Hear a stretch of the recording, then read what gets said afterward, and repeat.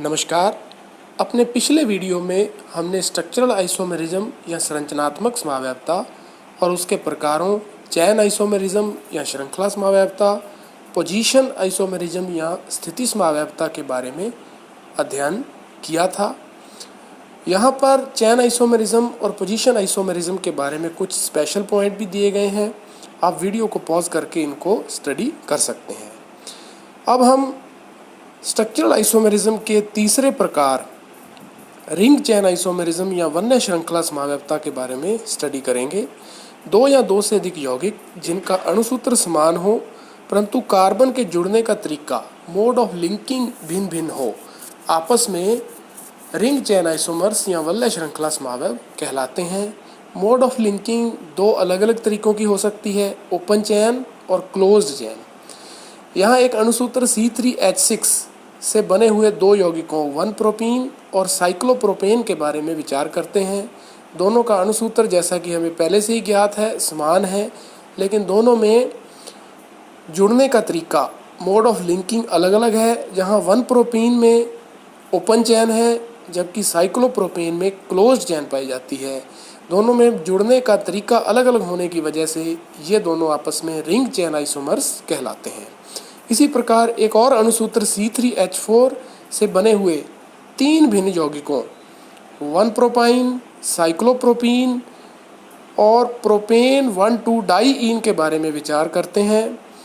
यहाँ पर 1-प्रोपाइन और प्रोपेन 1,2-डाईईन में ओपन चैन है जबकि साइक्लोप्रोपीन में क्लोज्ड चैन है। 1-प्रोपाइन और साइक्लोप्रोपीन ये दोनों आपस में रिंग चैन आइसोमर्स कहलाते हैं। इसी प्रकार साइक्लोप्रोपीन और प्रोपेन 1,2-डाईईन भी आपस में रिंग चैन आइसोमर्स कहलाते हैं, जबकि 1-प्रोपाइन और प्रोप 1,2-डाईईन आपस में फंक्शनल आइसोमर्स कहलाते हैं। इनके बारे में अपने स्ट्रक्चरल आइसोमेरिज्म के अगले प्रकार में स्टडी करेंगे।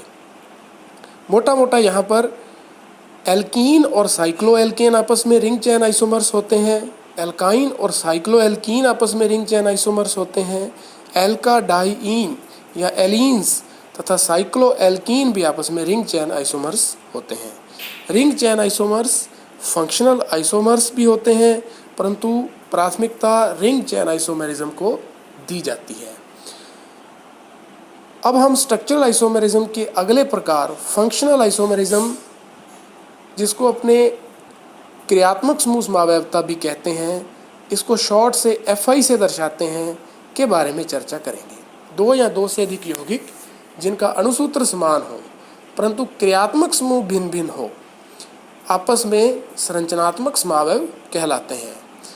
समान अणुभार के निम्न युग्म क्रियात्मक समूह समव्यव होते हैं।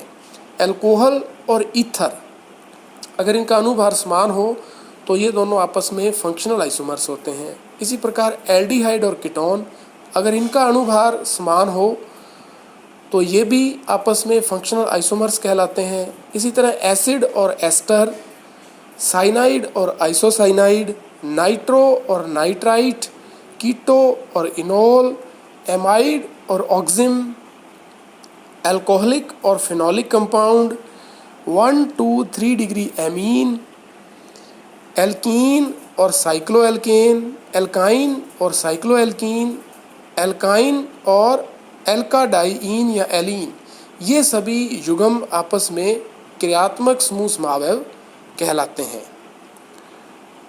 अब हम स्ट्रक्चरल आइसोमेरिज्म के अगले प्रकार मेटामेरिज्म या मध्यवयवता के बारे में अध्ययन करेंगे। दो या दो से अधिक यौगिक जिनके अणुसूत्र समान हो, बहुसंयोजी क्रियात्मक समूह भी समान हो, परंतु बहुसंयोजी क्रियात्मक समूह से जुड़े हुए एल्किल ग्रुप भिन्न भिन्न हो, आपस में मेटामर्स या मध्यवयव कहलाते हैं।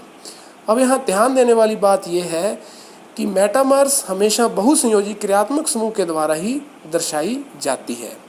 अब यह बहुसंयोजी क्रियात्मक समूह ऑक्सो ग्रुप हो सकता है, सल्फो ग्रुप हो सकता है, 2 डिग्री एमीन हो सकता है, कीटोन हो सकता है, एस्टर हो सकता है, एनहाइड्राइड और या 3 डिग्री एमीन। ये सभी बहुसंयोजी क्रियात्मक समूह मेटामेरिज्म शो कर सकते हैं। अब अपने एक एग्जाम्पल के ऊपर विचार करते हैं। 1-एथॉक्सी एथेन और 1-मेथॉक्सी प्रोपेन, दोनों में ध्यान से देखा जाए इनका अणुसूत्र समान है। इनमें जुड़ा हुआ बहुसंयोजी क्रियात्मक समूह भी समान है जो कि ऑक्सो ग्रुप है, लेकिन दोनों में ऑक्सो से जुड़े हुए एल्किल ग्रुप भिन्न भिन्न होने की वजह से ये दोनों आपस में मेटामर्स कहलाते हैं। इसी प्रकार एक और एग्जाम्पल 1-मेथॉक्सी प्रोपेन और 2-मेथॉक्सी प्रोपेन को देखते हैं। तो इन दोनों में अणुसूत्र समान है, बहुसंयोजी क्रियात्मक समूह भी समान है जो कि ऑक्सो ग्रुप है, लेकिन दोनों में ऑक्सो ग्रुप से जुड़े हुए एल्किल ग्रुप भिन्न भिन्न होने की वजह से ये दोनों आपस में मेटामर्स कहलाते हैं। इसी प्रकार एक और एग्जाम्पल 1-मेथॉक्सी ब्यूटेन और 1-मेथॉक्सी 2-मेथिल प्रोपेन के बारे में विचार करते हैं। देखने पर पता चलता है कि इन दोनों का अणुसूत्र भी समान है, इन दोनों में क्रियात्मक समूह भी समान है, लेकिन दोनों में ऑक्सो ग्रुप से जुड़े हुए एल्किल ग्रुप भिन्न भिन्न होने की वजह से ये दोनों आपस में मेटामर्स कहलाते हैं। मेटामर्स चेन आइसोमर्स या पोजीशन आइसोमर्स भी हो सकते हैं, परंतु प्राथमिकता मेटामर्स को दी जाती है। ईथर में चेन आइसोमर्स या पोजीशन आइसोमर्स होने के लिए एल्कोक्सी समान होना चाहिए। अब एक एग्जाम्पल के ऊपर विचार करते हैं जिसमें अपने 4 भिन्न भिन्न यौगिक ले रखे हैं। पहले से ही इनका अणु भार समान लिया गया है। अब इनके ऊपर विचार करेंगे कि ये आपस में किस प्रकार की समवायवता प्रदर्शित करते हैं। सबसे पहले अपने ए और बी युग्म के ऊपर विचार करते हैं। देखने पर पता चलता है कि इन दोनों में बहुसंयोजी क्रियात्मक समूह समान है जो कि 2 डिग्री एमीन है, लेकिन 2 डिग्री एमीन से जुड़े हुए एल्किल ग्रुप आपस में भिन्न भिन्न होने की वजह से ये मेटामर्स कहलाते हैं। इसी प्रकार एक अन्य युग्म ए और सी पर विचार करते हैं। इनमें भी बहुसंयोजी क्रियात्मक समूह समान है जो कि 2 डिग्री एमीन है, जबकि उस 2 डिग्री एमीन से जुड़े हुए एल्किल ग्रुप भिन्न भिन्न हैं, इसलिए ये दोनों भी आपस में मेटामर्स कहलाते हैं। अब तीसरा युग्म ए और डी पर विचार करते हैं। इन दोनों को ध्यान से देखने पर पता चलता है कि इनमें बहुसंयोजी क्रियात्मक समूह ही भिन्न भिन्न है। ए में यहाँ बहुसंयोजी क्रियात्मक समूह 2 डिग्री एमीन है, जबकि डी में बहुसंयोजी क्रियात्मक समूह 3 डिग्री एमीन है।